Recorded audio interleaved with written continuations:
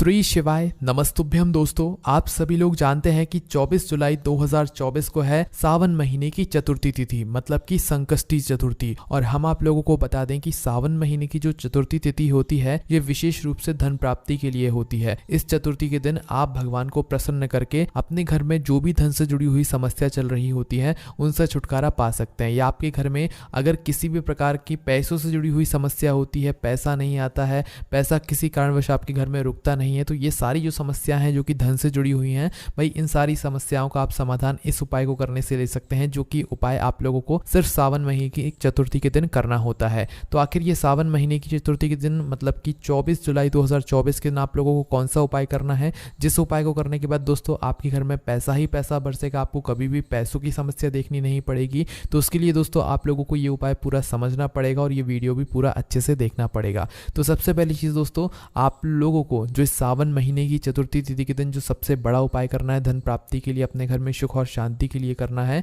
वो करना है दोस्तों 9 शमी पत्र वाला उपाय। दोस्तों 9 शमी पत्र वाला उपाय अभी वाला उपाय नहीं है, बहुत पहले का उपाय है जो कि पंडित जी ने बताया हुआ है और इस उपाय को बहुत सारे लोगों ने किया भी हुआ है। पर दोस्तों जब सावन महीने की चतुर्थी आती है तो इसका बहुत ही बड़ा और विशेष महत्व होता है। सावन महीने के हर एक दिन का बहुत बड़ा विशेष महत्व होता है, पर जब सावन महीने की चतुर्थी आती है तो भाई और जो चतुर्थी होती है उनका अलग महत्व होता है, पर जब सावन महीने की चतुर्थी आती है तो इसका बहुत ही बड़ा और विशेष महत्व होता है। इस दिन भगवान हमसे बहुत ही जल्दी और आसानी से प्रसन्न होते हैं। तो दोस्तों इस दिन आप लोगों को आखिर 9 शमी पत्र वाला उपाय कैसे करना है, किसको करना है, कहां पर करना है और इसकी विधि क्या है करने की, ये सारी जानकारी हम आप लोगों को इस वीडियो में देते हैं। तो सबसे पहली चीज दोस्तों हम लोग जान लेते हैं कि आखिर जो 9 शमी पत्र वाला उपाय है ये घर में से किस सदस्य को करना है। तो देखिए सबसे पहली चीज, जो भी बड़े और विशेष उपाय होते हैं ये घर के जो बड़े और मुख्य सदस्य होते हैं वही करते हैं, है ना। पर ये जो 9 शमी पत्र वाला उपाय है ये घर की जो बड़ी माताएं बहनें होंगी उन माताओं बहनों में से कोई भी एक माता बहन इस वाले उपाय को करेगी। घर के सभी सदस्यों को इस उपाय को करने की जरूरत नहीं है, इस बात का ध्यान रखना। अगर किसी कारणवश घर में माताएं बहनें उपस्थित ना हो तो फिर घर का कोई बड़ा पुरुष भी इस वाले उपाय को कर सकता है, जो मुख्य सदस्य हो वो भी फिर इस वाले उपाय को कर सकता है, कोई भी दिक्कत वाली यहाँ पर बात नहीं है, ठीक है। उसके बाद में दोस्तों ये 9 शमी पत्र वाला उपाय आपको करना कहाँ पर है, तो दोस्तों ये वाला जो उपाय है ये आपको शिव जी के मंदिर में जाकर ही करना है ना। उसके बाद में दोस्तों जो अगला प्रश्न आता है कि ये 9 शमी पत्र वाला उपाय हमें किस समय करना है, सुबह के समय करना है कि शाम के समय करना है। तो देखिए हम आप लोगों को यहाँ पर बता दें कि ये वाला जो उपाय है ये विशेष रूप से सावन महीने की चतुर्थी के दिन सुबह के समय आप लोगों को करना है। पर अगर किसी कारणवश आप इस उपाय को सुबह ना कर पाओ तो फिर दोस्तों आप लोग इस उपाय को शाम के समय प्रदोष काल में भी कर सकते हो, ठीक है। पर ये वाला जो उपाय है ये सिर्फ और सिर्फ सावन महीने की चतुर्थी तिथि के दिन मतलब कि 24 जुलाई 2024 के दिन ही आप लोगों को करना है, ठीक है। अब दोस्तों जो सबसे ज़रूरी चीज़ आती है इस उपाय को करने में वो ये आती है कि आखिर इस उपाय को करने में हमें सबसे जो ज़रूरी चीज़ है वो किस चीज़ की आवश्यकता यहाँ पर पड़ने वाली है। तो आप लोग उपाय के नाम में ही समझ रहे होंगे कि इस उपाय में हमें किस चीज़ की आवश्यकता पड़ेगी, 9 शमी पत्र की, क्योंकि उपाय के नाम में ही है 9 शमी पत्र वाला उपाय, है ना। 9 शमी पत्र वाले उपाय को आपको कब करना है ये हमने आपको बता ही दिया है, जब आपके घर में धन से जुड़ी हुई समस्या हो, परेशानी हो, या आपके घर में रोग और बीमारी हो, या आपकी कोई विशेष मनोकामना हो, ठीक है। उसके लिए आप लोग अपना यह जो 9 शमी पत्र वाला उपाय है ये कर सकते हैं, है ना। अब भाई जो 9 शमी पत्र वाला उपाय है इस उपाय में सबसे पहले आप लोगों को 9 शमी पत्र लेकर आने पड़ेंगे, है ना। देखो हम आपको एक बात और बता दें कि सावन के महीने में जब चतुर्थी आती है और इस चतुर्थी के दिन जब शिवलिंग पर शमी पत्र चढ़ता है जिस भी व्यक्ति के द्वारा, तो भाई उस व्यक्ति का भाग्य अपने आप धीरे धीरे करके चमकना शुरू हो जाता है। भले ही आप फिर भगवान से अपनी मनोकामना बोलो या ना बोलो, क्योंकि सावन के महीने में अगर आप भगवान से कुछ नहीं भी बोलते हो, मात्र भगवान को प्रसन्न कर देते हो, तो वो आपको इतना कुछ प्रदान करते हैं जिसकी आपने कभी कल्पना भी नहीं करी हुई होती है ना। तो सबसे पहली चीज़ दोस्तों 9 शमी पत्र आप लोगों को लेकर आने पड़ेंगे। बहुत सारे लोग शमी पत्र को पहचानने में गलती कर देते हैं, इसलिए दोस्तों शमी पत्र आप लोग अच्छे से जांच पड़ताल करके ही लाइएगा, नहीं तो फिर उपाय काम नहीं करेगा, है ना। तो कितने शमी पत्र लेकर आना है, पूरे 9 शमी पत्र आप लोगों को लेकर आना है, जिसमें छोटी छोटी पत्तियां होती हैं वही शमी पत्र होता है ना। तो 9 शमी पत्र आप लोगों को सबसे पहले उपाय के लिए आपको तैयार करके रखना पड़ेगा। उसके बाद में दोस्तों जो दूसरी चीज़ है वो है दोस्तों इस उपाय में जो हमें उपयोग में लेना है वो है दोस्तों एक गोल बाती का शुद्ध देसी गाय का घी का दीपक, है ना। क्या, एक गोल बाती का शुद्ध देसी गाय का घी का दीपक। अभी जो दीपक है ये आप मिट्टी का भी ले सकते हो, आटे का भी ले सकते हो, ठीक है। मिट्टी का लोगे तो नया लेना पड़ेगा, अन्यथा आप लोग आटे का भी दीपक लोगे तो भी कोई दिक्कत वाली बात नहीं है, आप उपाय कर सकते हो, है ना।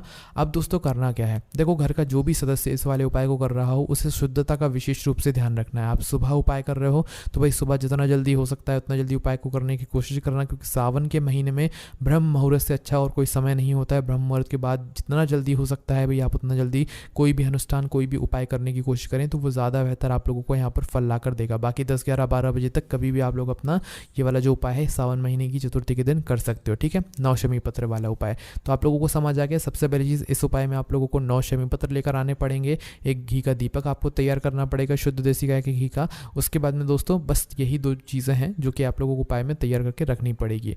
अब आप सुबह सुबह जो है शुद्ध होकर स्नान करके अपने साथ में जो सामग्री है उपाय की ये अपने साथ में रखकर निकल जाए। पर दोस्तों इसके साथ में हम आपको एक और चीज़ बता दें, सिर्फ उपाय की सामग्री लेकर सावन महीने की चतुर्थी के दिन भगवान शिव जी के मंदिर मत पहुंच जाना, ठीक है। अपने फायदे के लिए कभी शिव जी के मंदिर मत जाना, ऐसे भाव से जाना कि आप उनको प्रसन्न करने के लिए जा रहे हो।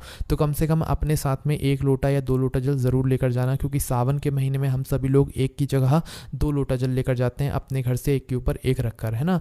तो भाई 2 पात्रों का जो जल है वो आप लोगों को लेकर जाना है, वो भी इस उपाय को करने से पहले, क्योंकि आप लोगों को जल चढ़ाना है। और इसके साथ में जो भी आपकी पूजन सामग्री है वो भी लेकर जा सकते हो, पर उपाय की जो सामग्री है वो अलग से रखकर लेकर जाना, ठीक है। जैसे ही आप लोग शिव जी के मंदिर पहुंचते हो तो सबसे पहले जाकर भगवान के दर्शन करके शिवलिंग के पास में आ जाना है और अपना जो 2 पात्रों का जल है या 2 लोटों का जल है उसे शिवलिंग के ऊपर आपको चढ़ाना है। शिवलिंग के ऊपर जब आप 2 पात्रों का जल चढ़ाओगे तो आमने सामने करके ही चढ़ाओगे, मतलब दोनों पात्रों को शिवलिंग के ऊपर आमने सामने करके ही जो है एक धारा से एक साथ जो है आप लोगों को यहाँ पर जल चढ़ाना है। जैसे जैसे जल चढ़ता जाए वैसे वैसे आपको श्री शिवाय नमस्तुभ्यम या भगवान शिव जी के किसी भी एक मंत्र का भी जाप करते जाना है।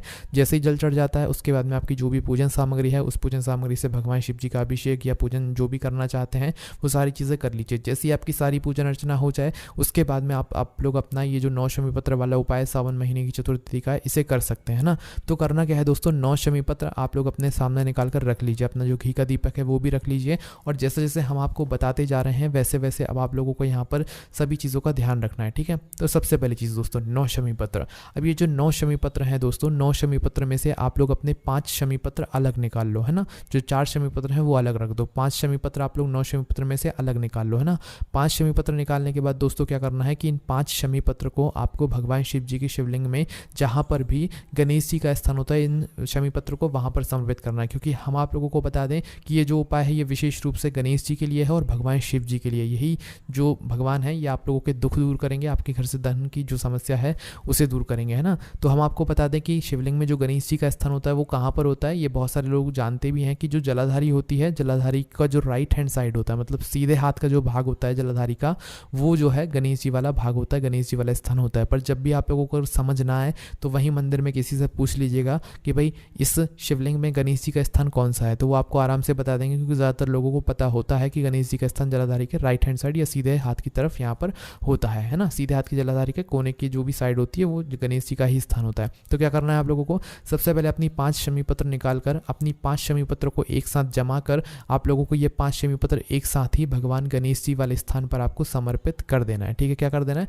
भगवान गणेश जी वाले स्थान पर आपको समर्पित कर देना है। बस जो शमी पत्र की डंडी होगी वो जलाधारी की तरफ ही होनी चाहिए और पत्तियां कुमक शिवलिंग की तरफ होना चाहिए। इस तरीके से आपको 5 शमी पत्र सबसे पहले जो है भगवान गणेश जी वाले स्थान पर समर्पित कर देना है, ठीक है। उसके बाद में दोस्तों आपके पास अभी बची हैं 4 शमी पत्र। अब इन 4 शमी पत्र में से 3 शमी पत्र अलग निकाल लो, 1 शमी पत्र वहीं पर रख ही रहने दो, है ना। तो 3 शमी पत्र जैसे ही आप लोग अलग निकाल लेते हो दोस्तों, उसके बाद में क्या करना है, ये जो 3 शमी पत्र हैं इन 3 शमी पत्र को आप लोगों को भगवान शिव जी की शिवलिंग के ऊपर समर्पित करना है, ठीक है। ऊपर कैसे समर्पित करोगे भाई, जो डंडी का भाग है वो आप लोग जो है शिवलिंग के पीछे की तरफ करके जो है और पत्तियों का भाग जो है वो जलाधारी की तरफ करके इस तरीके से आप लोगों को जो ये 3 शमी पत्र हैं ये शिवलिंग के ऊपर आपको समर्पित कर देना है, ठीक है। 3 शमी पत्र शिवलिंग के ऊपर समर्पित करने के बाद दोस्तों अब आपके पास क्या बचेगा, 1 शमी पत्र और 1 घी का दीपक। घी का दीपक आपको शिवलिंग के पास में नहीं जलाना है, इस बात का भी आप लोग ध्यान रखना, ठीक है।